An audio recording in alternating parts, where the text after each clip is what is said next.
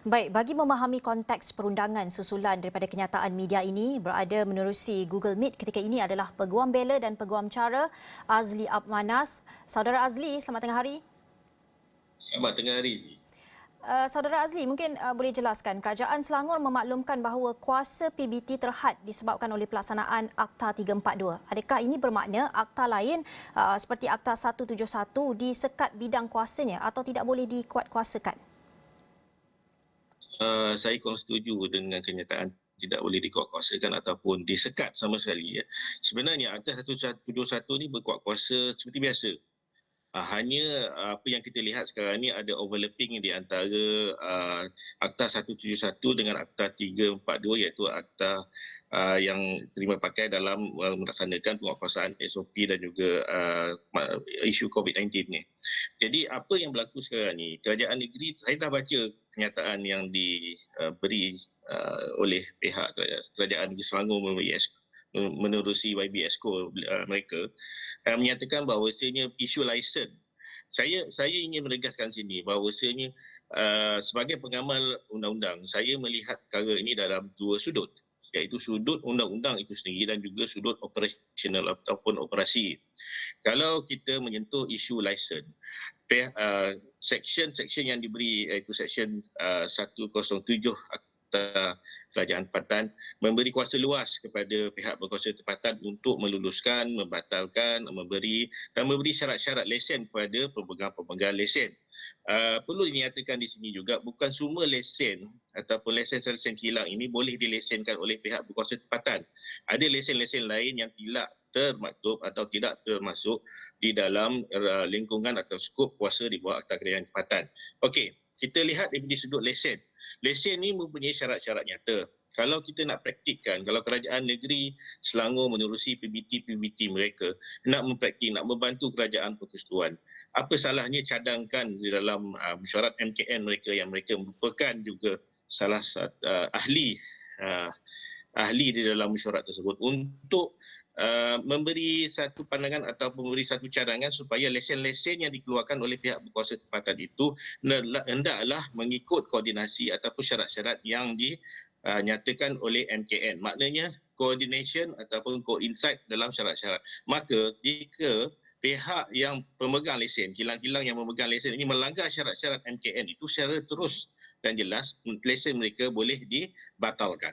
Ya, bagaimana saudara Azli melihat bidang kuasa yang dimiliki PBT untuk melaksanakan perkara 73 Undang-Undang Kecil Akta 171 yang secara jelas menyebut berkenaan hal ehwal pengurusan penyakit berjangkit di bawah PBT? Ya, okey. Saya ingin memberi penonton penjelasan cara mudah iaitu siapa itu pihak berkuasa tempatan.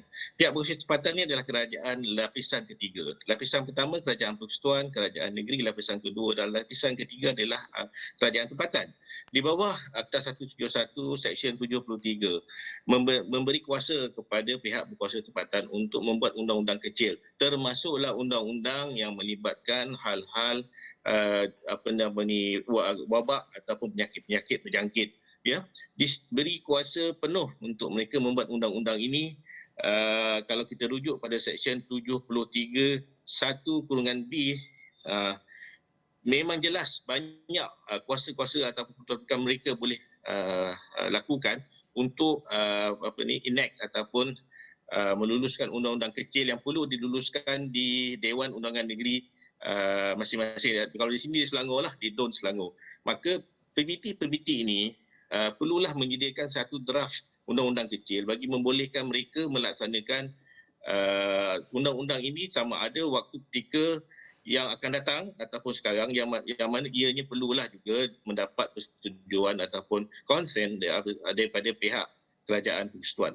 Perlu kita lihat di sini bahawa saya memetik apa yang dinyatakan oleh Yang Amat Berhormat Timbalan Perdana Menteri Datuk Seri Ismail Sabri baru 2-3 hari lepas, iaitu kita sudahlah di berpolitik, kita hendaklah bersama-sama bersatu padu untuk menangani masalah ataupun peperangan melawan COVID-19 ni.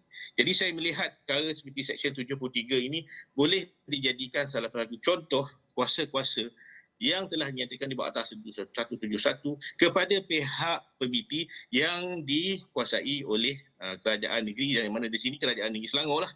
Jadi tak adalah kata lain, ini serah bulat-bulat kepada pihak kerajaan persekutuan ataupun MKN. Kerana kerajaan negeri Selangor, kalau kita lihat di sini, dengan tindakan mereka baru-baru ini melaksanakan testing free COVID, rapid test COVID-19 ini kepada masyarakat. Adakah saya nak bertanya, adakah ini sebenarnya telah satu langkah yang baik yang mana mereka juga ingin membantu kerajaan persekutuan bersama-sama menangani wabak ini? Dan jikalau mereka mempunyai political willingness to do this, maka Akta Kerajaan Tempatan memberi ruang untuk mereka melakukan atau melaksanakan bantuan untuk memastikan Selangor ini wabak di COVID-19 di Selangor ini menurun. Ya. Jadi ringkas saja saudara, menjelang sidang DUN Selangor, apa yang akan datang ni, apa yang wajar dilakukan kerajaan negeri dalam memberi kuasa yang lebih besar kepada PBT untuk pastikan kuasa PBT ini terus diperkasakan? Sebenarnya kuasa yang ada pada PBT di bawah akta ni telah selain daripada Akta Kerajaan Tempatan ni, ada akta-akta lain yang boleh diterima pakai. Contohnya untuk menangani kilang-kilang yang tidak mempunyai lesen atau kilang-kilang yang haram, boleh rujuk pada Akta Kerajaan, Akta Jalan Parit dan Bangunan. Untuk bangunan yang tidak sah, boleh merujuk pada Akta Perancangan Bandar dan Desa, yang mana mereka telah membina kilang-kilang tanpa kebenaran dan izin daripada pihak perancang. Akta Makanan contohnya mempunyai kuasa untuk menutup premis-premis kilang-kilang yang memproses makanan yang mana mungkin didapati terlibat dalam wabak COVID-19. Begitu juga dengan akta-akta lain yang boleh digunakan, dan di mana di dalam DUN itu, di dalam persidangan itu saya mencadangkan supaya satu deklarasi hendaklah dibuat bersama-sama antara pihak pembangkang dan juga pihak kerajaan yang ada sekarang, sama-sama hand in hand untuk kita menangani isu wabak COVID-19 ini yang melanda, yang sangat teruk sekarang ni, yang melanda negara kita. Ya. Baik, terima kasih Peguam Bela dan Peguam Jara Azli Abdul Manas.